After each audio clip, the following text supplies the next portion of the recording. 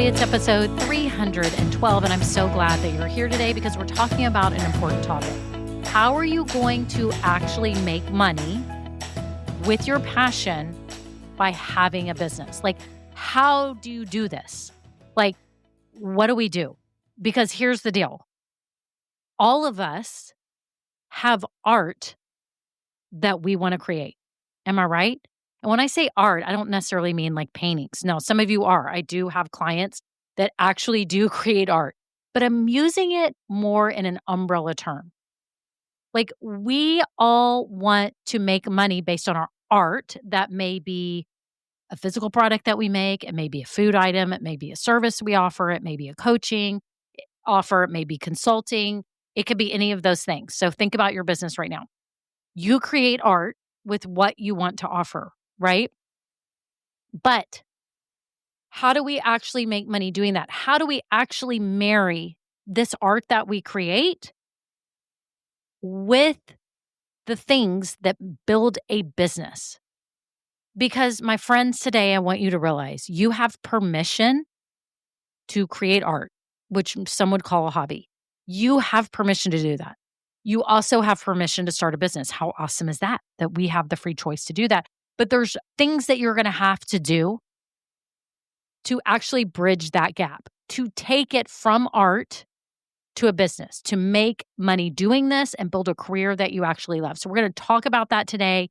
And I'm so happy because I know this is going to help you and give you fresh perspective. If you're new here, welcome. You've come on a great day. I have no doubt that this podcast in general, if you binge some other episodes, that it will help you. It will help you along your business journey, whether in the idea stage, starting or growing. And I do have resources for you down below. So scroll down as you're listening, and you can actually click the links while you're listening and go over to my website, which will show you my free tools, my paid tools, everything to help you start living your business dream. I've got a 16-step checklist for starting your business. I've got an Ikigai guide that means, it's a Japanese term that means reason for being. And it's a guide to really help you figure out where your passions and skills and expertise intersect to find a great business. So anyways, make sure you check out everything down below, and I would be so honored to help you along your journey. And if you've been listening a while, thank you so much to all my loyal listeners. Y'all are wonderful and kind, and I want to read a review today that just came in that means the world to me, y'all. When you leave reviews, it literally puts a pep in my step. It makes me smile, and it just makes me happy. So thank you so much for doing this. This is from Liana Stegall. I hope I pronounced that right. She said, loving this podcast. Thanks for putting out such great content. I recently started my own business, and this podcast is like finding gold. Thanks for all the great insights. Oh, thank you so much. I'm clapping over here, and it means the world to me when you do that. You'll know that my dog is usually the only one here when I'm recording, which is true for today. No one is home. My dog is here in the room. And so I don't really get feedback. I don't get to see, like, did this resonate? I can usually tell, like, if you're sharing something with people, you can see if it resonates or not. And I don't know. And so, but I just go by the amount of listens and all that stuff. But I love it when you leave reviews. It means so much to me. So thank you so much. And if you've been listening a while and you do find value in this podcast, would you be so kind right now? You can just go over to Apple Podcasts. You can hit the 5 stars. You can just click that 5th star. We'll give it a 5-star rating and you can be done. Or if you have 30 seconds, literally 30 seconds to write a written review like Liana did, it means so much to me. It really does. And I would hope that it would tell Apple and Spotify and all the players out there that this podcast is valuable and show it to more people like us. So that would mean the world to me. Okay, that's it. On to the episode.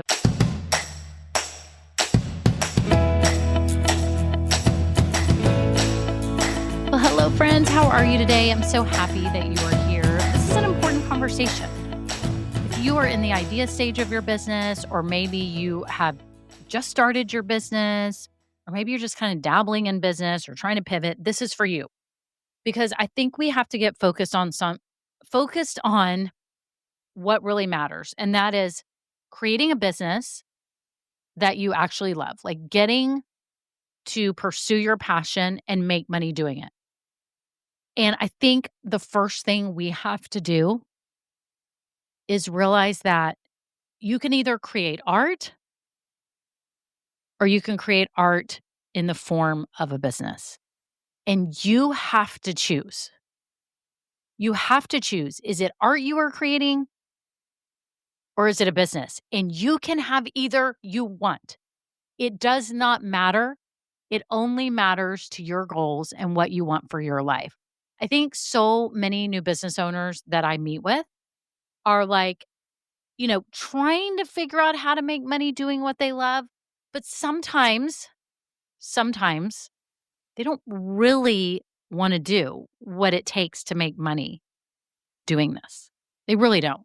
They really just want to create art. I was actually talking to my son about this because he has been an entrepreneur but wants to do this for the rest of his life, but he's still trying to figure out exactly what angle, what type of business he wants to have. And he's been caught in that. Like, how do I have a job and then create art, or do I create a business that is my art? I mean, that is his vision. I'm sure that's your vision too, is like to be able to have all of that. But y'all, it's hard. And I'm not going to lie to you and say that this is an easy journey because it's not. But you do have to draw a line in the sand and say, do I really just want to create art? And when I say create art, let me define that. Okay? Art is something that you produce based on your God-given gifts. Whether you bake something, whether you make something with your hands like jewelry, whether you offer some type of service where you go out and you're actually doing the work, like I'm thinking of Kim Aguilar, landscape designer, right? Interior decorator, or you coach people like I have, or you're a life coach, a relationship coach. Like, that is your art. That is your art, and you can do it for free. You could actually do it for free and help your neighbors and help your family members. But you're here because you're trying to marry the two.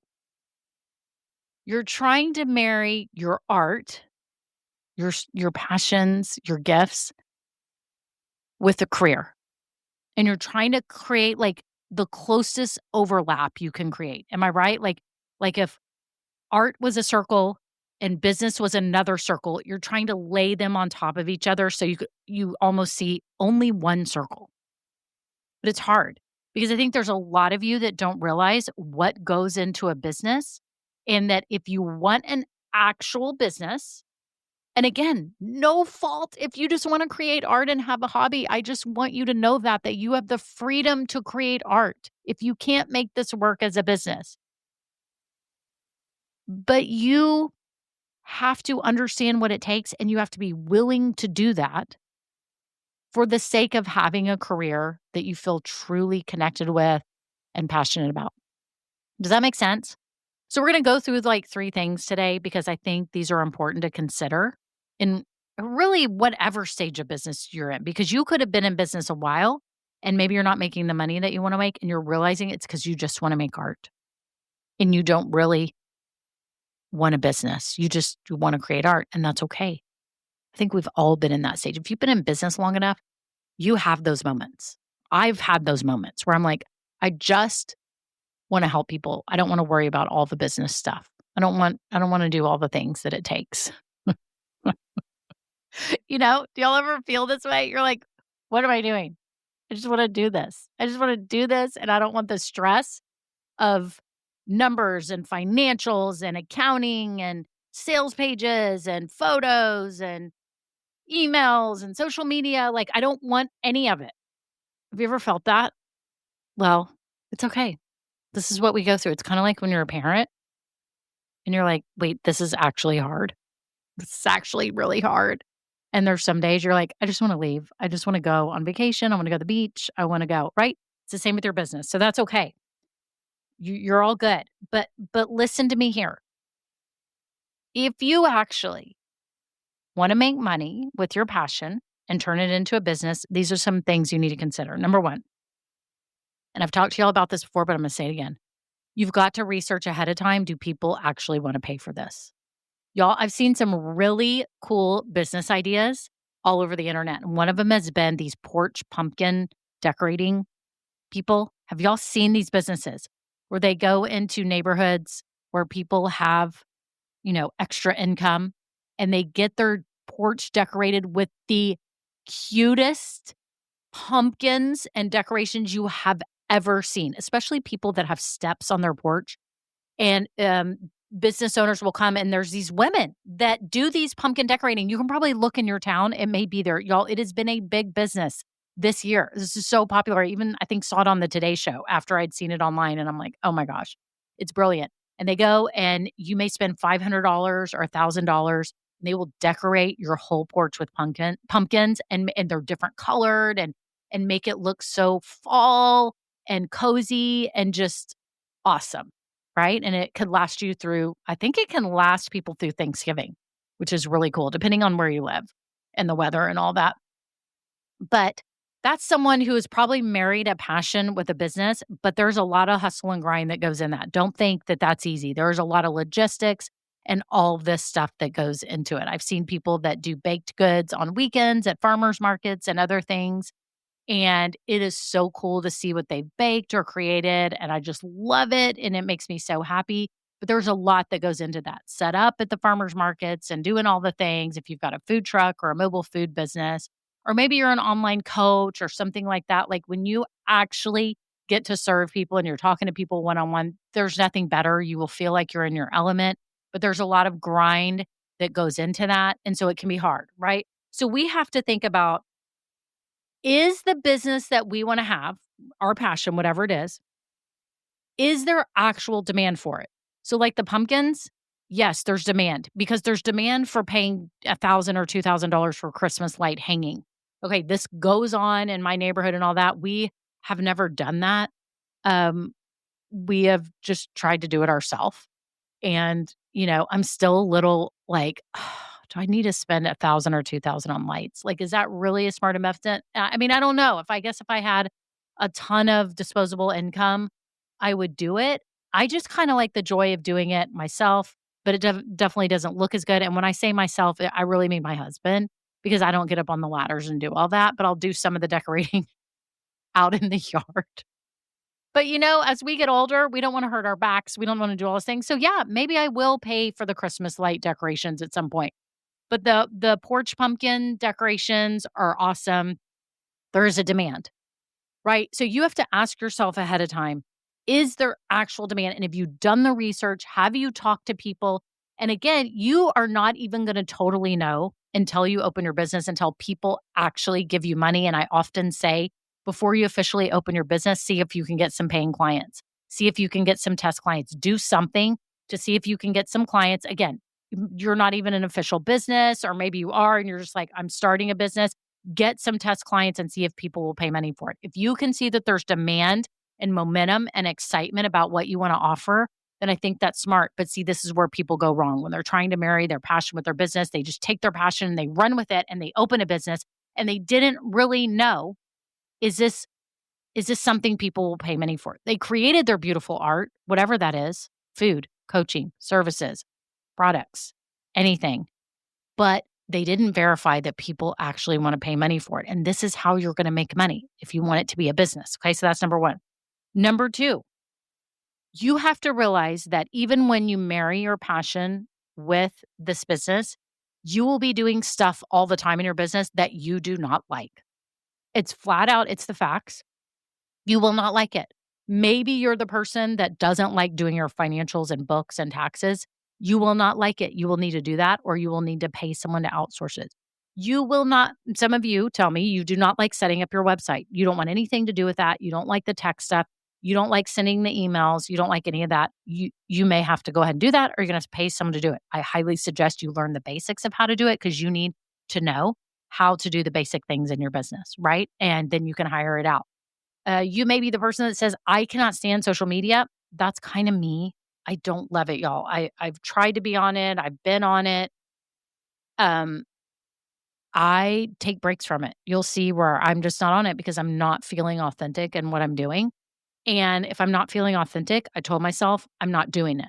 So if I don't feel truly inspired, I'm not doing it. It's hard. I should probably hire someone to be doing my social media, but I'm not right now because I'm fine with how my business is right this minute. But if you're not fine with how your business is right this minute and you need more eyeballs and you need all these things, you probably will have to be on social media. Okay. And you may not have to be the one that has to do it, but you're going to have to be in charge of outsourcing it. So you are going to kind of have to know what's going on and how to handle it. Okay. Don't think because you start a business based on your passion that you are having fun all the time. You're not having fun all the time. Y'all, I'm not being negative. I promise. I'm not being negative. I'm trying to keep it real. I'm trying to keep this process real. You will not have fun all the time with your business. You will maybe have a mad customer. You will have something go wrong and you have to refund somebody. You have to schlep stuff around your town and set up for a booth. You will have to work on your website. It will break. It will be so annoying. You will be trying to figure out emails. I mean, these things happen, but you have to accept that not all the stuff you will be doing will be fun. Okay. And I think that's where people like are mistaken when they're starting their business.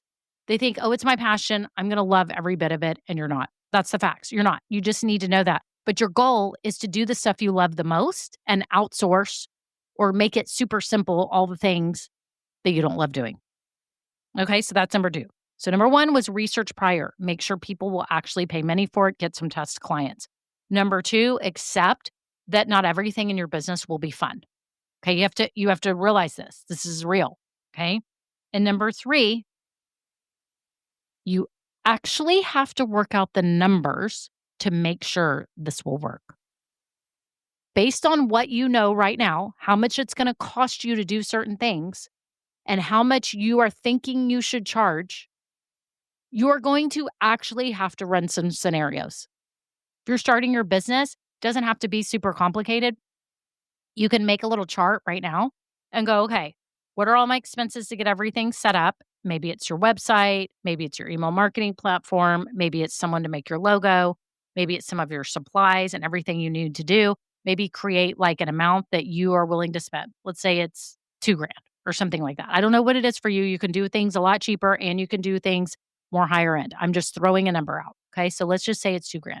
Then you're thinking, okay, each month, what's it going to cost me? Do you have to rent a space? Are you renting a booth? Do you have a website? Do you have things that you're doing that cost you money? Okay. All your software and apps, if you're an online business, look at all the costs and you're going to have to figure out, okay, so to keep my business up and running, it's going to cost me no matter what, 500 or 1,000 a month just to keep things running. Okay. To keep the lights on, as they say, 500 or 1,000 a month. Okay. And then what am I selling? Am I selling hot dogs at a farmer's market? Am I selling paintings? What am I selling? And start doing the math for the price that you want to sell. Start figuring out how many of those things you're going to have to sell per month to actually break even. I always like to look at the break even and say, okay, if I'm selling paintings that are $400 each and, my cost to keep the lights on is 500 to 1,000 a month. Let's say it's 1,000. I need to sell 3 paintings to be just above, because that's $1,200 to be above the $1,000 mark. So I got to sell 3 paintings a month. Is that practical? And a lot of times it seems easy. It seems super easy. You're like, oh, I got it. 3. And then you actually get to start doing it and it becomes hard. It becomes hard. And so I want you to realize that maybe we got to go way above the break even. And we got to say, to actually have this business keep going, I need to sell 5 of those a month. How am I going to do that? That's going to be the challenge for you as a business owner. Okay. If you're selling something small and you need to sell 100 of them a month, that's the reality. And I know when you don't have a business, you don't have a gate. And you're like, I don't know if that's plausible or not. Well, can you talk to other people that are in your industry and find out how plausible it is and see what they sell? Will they talk to you? Do you have mentors? I would find someone in your industry that you can talk to that might give you some data on where they get their sales, how they get their sales, and how hard or easy it's been, how long it took them to get to that point. This is just like a major overview, but it's super crucial. Because if you don't actually do the numbers, so many people that have a passion start the business and they don't actually do the numbers because they're scared. They're scared of numbers. It is scary because you're like, oh my gosh, now I'm actually on the hook for this. Like, I need to do this. This is going to be embarrassing if I don't actually make the money. So in summary, let's go over these 3 things. I really want you to think about these things. You've got this passion. You want to create a business. You want to have as much overlap as possible so that it's just one cohesive unit of you happy with this business. Number 1, research ahead of time. Make sure people want to pay money for it. There's momentum in the market, and this is something people want to buy. Number 2, accept that you will be doing stuff that you do not like, or you may have to pay money for people to do it for you. And number 3, you're going to actually have to look at the numbers. You're going to have to sit down, as painful as it may be, and really look at the numbers. Okay. What is it going to take to keep the lights on each month? And how many of whatever you want to sell are you going to have to sell to make it happen? This is what you need to make sure. This is how you're going to start making money. If you don't realize these 3 things, what can happen is you'll get going in the business and you'll realize it's just art. It's your creative art, and it's not actually a business or a career. And you know what? That's okay if it's just your art and you want this as your creative outlet, but that was not the intent when you came in. And so if the intent when you come in is to make this profitable and to build a successful business and to have a career that you totally love so that you could maybe quit another job or leave, your part-time job or start a new career, then you've got to take all these 3 things seriously so that you can get it off the ground as soon as possible and be making money and then be tweaking and learning. So I hope that helps you today. I'm so happy for all of you that are pursuing this. I love that you're so driven and ambitious and you're seeking to use your gifts for greater in this world through a business. I think it's awesome. And I'm just so happy for you. So that's it. If y'all need help right now, if you're like struggling in your business, trying to figure out what you should be doing next, what you should be focusing on, or even starting a podcast, scroll down in the show notes below because I have all kinds of help available to you. I would be honored to work with you and help you start living your business dream. Okay, that's it. Have a great day. Bye. Now, this episode may be over, but our relationship does not have to end here. Head on over to KimberlyBrock.com, and yes, you can get more valuable information for your journey. And you know what? You don't need to go through this alone. I would love to help you. Thank you so much, and have a great day. Bye.